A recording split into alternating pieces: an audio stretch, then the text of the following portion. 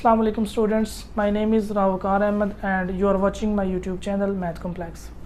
आज हम quadratic equation के बारे में पढ़ेंगे कि क्वाड्रेटिक इक्वेशन क्या होती है और क्वाड्रेटिक इक्वेशन को हम लोग क्वाड्रेटिक इक्वेशन ही क्यों कहते हैं। तो सबसे पहले इसका ओरिजिन देख लेते हैं। इसका ओरिजिन क्या है, तो ये लैटिन लैंग्वेज के वर्ड क्वाड्रेटस से ड्राइव है। जिस तरह हम लोग जो स्क्वायर है, स्क्वायर को उर्दू में मुरब्बा कहते हैं, इंग्लिश में स्क्वायर कहते हैं, तो इसको लैटिन में क्वाड्रेटस कहते हैं स्क्वायर को। अब सवाल ये पैदा होता है कि इक्वेशन किसे कहा जाता है। हमारे पास कोई भी एक्सप्रेशन जिसके अंदर इक्वालिटी का साइन हो तो हम लोग उसको इक्वेशन कहते हैं। तो यहाँ पर हम लोग इक्वेशन के एक टाइप को डिस्कस कर रहे हैं जिसे क्वाड्रेटिक इक्वेशन कहते हैं, जो मैं ऑलरेडी बता चुका हूँ कि उसको क्वाड्रेटिक क्यों कहते हैं।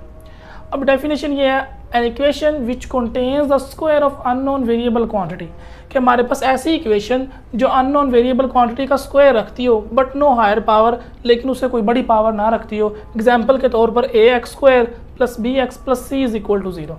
अब यहाँ देखें वेरिएबल हमारे पास इस्तेमाल हो रहा है एक्स, तो यहाँ पर जो वेरिएबल की पावर आ रही है वो क्या है, हाईएस्ट पावर जो वेरिएबल की वो 2 है, लेकिन इससे बड़ी कोई पावर मौजूद नहीं है।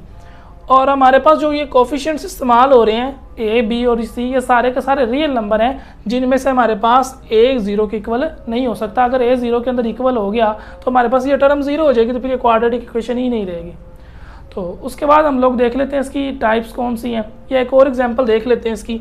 एक और एग्जाम्पल हम लोग देख लेते हैं कि हो जाएगी हमारे पास 2x square plus 7 plus 9 is equal to 0, कि ये एक और इक्वेशन लिख दी हमने x वेरिएबल के अंदर ही, जिसके अंदर हमारे पास x की हाईएस्ट पावर क्या है, 2 है, इससे बड़ी पावर नहीं है।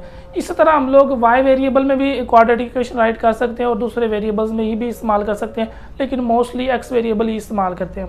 उसके बाद इसकी दो टाइप्स आ जाती हैं, स्टैंडर्ड और प्योर।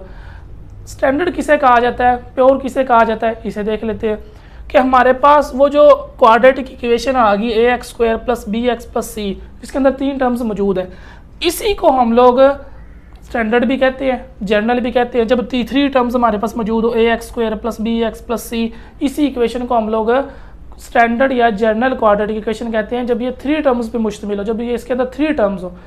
लेकिन अगर हम लोग इसके अंदर एक टर्म मिस कर देते हैं, यहाँ पर क्या लो कि भी आप लोग ले लें if B is equal to 0, अगर यहाँ पे b को 0 ले लिया जाए तो ये वाली टर्म जो है एलिमिनेट हो जाती है, तो पीछे हमारे पास सिर्फ 2 टर्म्स बच जाती हैं। एक बच जाती है a x square plus c is equal to 0।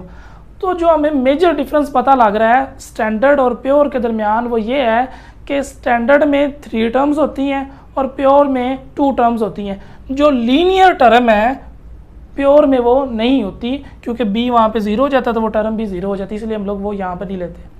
अब लीनियर इक्वेशंस हैं, उनका भी ग्राफ बनता है, और जब हमारे पास जो क्वाड्रेटिक इक्वेशन है उसका भी ग्राफ बनता है। जो क्वाड्रेटिक इक्वेशन का ग्राफ है वो किस तरह का होगा वो देख लेते हैं। तो जो क्वाड्रेटिक इक्वेशन का ग्राफ बनता है स्टूडेंट्स, वो हमारे पास यू शेप बनता है, कप शेप। और अब सॉल्यूशन के बारे में देख लेते हैं। जब हम लोग इक्वेशन को हल करते हैं तो उसके सॉल्यूशंस आ जाते हैं, आंसर आ जाते हैं, वो क्या चीज़ है। तो बच्चे वो हमारे पास होता है कि भी जो ग्राफ है जहाँ जहाँ पे वो रियल एक्सिस को टच करता है, जहाँ जहाँ वो रियल एक्सिस को टच करता है वो उसके सॉल्यूशन होंगे जिन जिन पॉइंट्स पे टच करता है। अगर 2 पॉइंट्स पे टच कर रहा है तो उसके सॉल्यूशन 2 होंगे, अगर वो सिंगल पॉइंट पे टच कर रहा है तो उसका एक ही सॉल्यूशन होगा। अगर वो टच ही नहीं कर रहा, फॉर एग्जांपल देखें यहाँ पे मैं अब ग्राफ बनाता हूँ एक, ये टच ही नहीं कर रहा रियल एक्सिस को। अब ये रियल एक्सिस को टच नहीं कर रहा तो इसका सॉल्यूशन तो होंगे, लेकिन इसका कोई रियल सॉल्यूशन नहीं होगा। और तीसरा हम लोग केस डिस्कस कर रहे थे जिसके अंदर सिर्फ एक सॉल्यूशन होगा, वो भी देख लेते हैं वो कैसा ग्राफ होता है, या नीचे ही बना लेते हैं।